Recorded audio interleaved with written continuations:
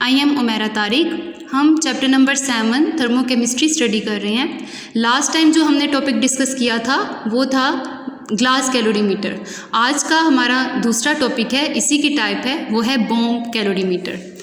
जो bomb calorimeter है उसका ऑब्जेक्टिव क्या है, बॉम्ब कैलोरीमीटर का मकसद क्या है, किस पर्पस के लिए हम बॉम्ब कैलोरीमीटर को यूज़ करते हैं। इस बात को हम जानते हैं कि जो कैलोरीमीटर है वो ऐसा इंस्ट्रूमेंट होता है जो कि चेंज इन एंथैल्पी या हीट को मेजर कर सकता है, और बॉम्ब कैलोरीमीटर उसी कैलोरीमीटर की एक दूसरी टाइप है। ऑब्जेक्टिव इसका ये है कि इसके ज़रिए हम एंथैल्पी ऑफ कंबशन को मेजर कर सकते हैं। एंथैल्पी ऑफ कंबशन के बारे में हमें पता है कि जब किसी सब्सटेंस को बर्न किया जाता है ऑक्सीजन की प्रेजेंस में तो कंबशन का प्रोसेस होता है। इसमें हमारे पास हीट इवॉल्व होती है और ये जो एंथैल्पी चेंज आता है इस रिएक्शन में उसको एंथैल्पी ऑफ कंबशन कहते हैं, और जो इसमें चेंज आएगा वो होगा change in enthalpy of combustion. Heat of combustion मालूम की जा सकती है बॉम्ब कैलोरीमीटर से, या तो फूड मटेरियल की या फ्यूल की और कुछ अदर कंपाउंड्स की भी मेजर की जा सकती है। लेकिन मेन इसका पर्पज़ ये है कि एंथैल्पी ऑफ कंबशन जो है वो इसके ज़रिए बॉम्ब कैलोरीमीटर से एक्यूरेट डिटर्मिनेशन की जा सकती है। इंस्ट्रूमेंटेशन में अगर हम देखें तो हमारे पास इंस्ट्रूमेंटेशन में सबसे पहले स्टील बॉम्ब होता है। ये जो स्टील बॉम्ब होता है ये आपको डायग्राम में इनर साइड पे नज़र आ रहा है। सबसे अंदर वाला जो इसका पार्ट है जो कि लेबल भी हो रहा है स्टील बॉम्ब है। इस स्टील बॉम्ब के अंदर हमारे पास सैंपल डिश जो कि प्लाटिनम क्रूसिबल की बनी होती है वो पड़ी होती है। इसके अलावा उसी के अंदर आपको एक कॉइल नज़र आ रही है जिसको कहते हैं इग्निशन कॉइल। इग्निशन कॉइल से दो वायर्स आपको एमिट होती हुई नज़र आ रही हैं जिनको कि इग्निशन वायर्स कहते हैं। इग्निशन वायर्स और इग्निशन कॉइल जो हैं वो सब्सटेंस इंस्ट्रूमेंटेशन में हमारे पास इग्निशन कॉइल है जो कि सब्सटेंस के अंदर पड़ी होती है। मतलब ये कि वो प्लाटिनम क्रूसिबल में इग्निशन कॉइल मौजूद होगी। इग्निशन वायर्स के ज़रिए करंट प्रोवाइड किया जाएगा तो इलेक्ट्रिकल इग्निशन कॉइल कहते हैं हम इसको। इलेक्ट्रिकल इग्निशन कॉइल जो है वो करंट प्रोवाइड करेगी वायर्स को और उसके बाद कॉइल को। जब करंट जाएगा तो करंट की वजह से बर्निंग प्रोसेस होगा, सब्सटेंस को बर्न किया जाएगा, कंबशन का प्रोसेस होगा। ये जो कंबशन का प्रोसेस है बेसिकली ऑक्सीजन की प्रेजेंस में होता है, और आप देख सकते हैं डायग्राम में कि ऑक्सीजन इनलेट मौजूद है जो कि ऑक्सीजन प्रोवाइड करेगा सैंपल को, ताकि बर्निंग का या कंबशन का जो प्रोसेस है वो कंप्लीट हो सके।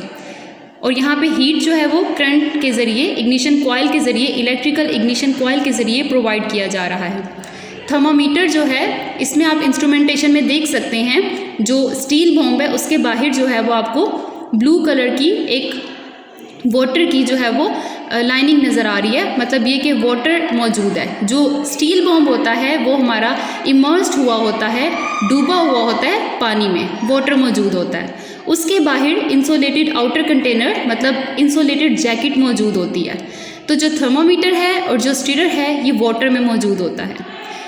थर्मोमीटर के ज़रिए इनिशियल टेम्परेचर और उसके बाद मैक्सिमम यानी कि फाइनल टेम्परेचर मालूम कर लिया जाता है। नेक्स्ट इसकी हम वर्किंग देखते हैं। जो सब्सटेंस है उसका वेट जो कि नाउन मैस होता है उसको प्लाटिनम क्रूसिबल में डाला जाता है और उस सब्सटेंस को इलेक्ट्रिकल इग्निशन कॉइल के ज़रिए बर्न किया जाता है और कंबशन का प्रोसेस होता है। ऑक्सीजन सप्लाई की जाती है और pressure maintain up till 20 atmospheric तक रखा जाता है। इम्पोर्टेंट पॉइंट है ये, 20 एटमॉस्फेरिक प्रेशर जो है वो ऑक्सीजन का रखा जाता है। जो बॉम्ब कैलोरीमीटर है या स्टील बॉम्ब जो अभी हमने देखा है डायग्राम में वो इमर्स किया होता है वाटर में। उसके बाहर जो है वो इंसुलेटेड जैकेट होती है। इसका मतलब है कि अंदर जो बॉम्ब होता है उससे बाहर वाटर के अंदर उसको डिप किया होता है और उससे बाहर जो आउटर लेयर होती है वो इंसुलेटेड जैकेट की होती है। तो हीट लॉस और हीट गेन जो कि है उसको कंफर्म किया जाता है कि हीट लॉस और हीट गेन ना हो, क्योंकि एंथैल्पी की एक्यूरेट मेजरमेंट के लिए हमें हीट लॉस और हीट गेन नहीं करवाना। इसलिए इंसुलेटेड जैकेट और वाटर ये दोनों चीज़ों से इंश्योर किया जाता है कि सराउंडिंग या सिस्टम के अंदर जो हीट लॉस और हीट गेन है वो ना हो सके, ताकि जो रिएक्शन की एंथैल्पी है उसको अच्छे से एक्यूरेटली मेजर किया जा सके। इनिशियल टेम्परेचर नोट कर लेते हैं रिएक्शन स्टार्ट होने से पहले। उसके बाद सब्सटेंस को इग्नाइट किया जाता है, यानी कि सब्सटेंस को कम्बशन किया जाता है, उसकी बर्निंग करवाई जाती है इग्निशन कॉइल के ज़रिए, जो कि इलेक्ट्रिकली हम इलेक्ट्रिक करंट के ज़रिए प्रोड्यूस करवाते हैं, उसको प्रोवाइड करते हैं। मैक्सिमम टेम्परेचर उसका नोट कर लिया जाता है, जो कि हमारे पास T2 आ जाएगा। इस तरह से हमारे पास चेंज इन टेम्परेचर को डिटरमाइन कर लिया जाता है, जो कि है डेल्टा T। कैलकुलेशन पे अगर आएँ तो हमारे पास हमें दो वैल्यूज़ पता होनी चाहिए, चेंज इन टेम्परेचर जो कि अभी हमने डिटरमाइन किया है, और दूसरा हीट कैपेसिटी जो कि C से रिप्रेजेंट किया जाता है, वो दोनों वैल्यूज़ हमें पता होनी चाहिए। इस तरीके से दोनों वैल्यूज़ के पता होने से हम इंथैल्पी चेंज को मेजर कर सकते हैं। तो इक्वेशन हमारे पास आ जाती है Q = C × डेल्टा T। मतलब हीट कैपेसिटी को डेल्टा T के साथ अगर मल्टीप्लाई कर दें तो हमारे पास enthalpy change by bomb calorimeter जो है वो आसानी से मालूम किया जा सकता है। लास्ट में हीट कैपेसिटी की डेफिनेशन है।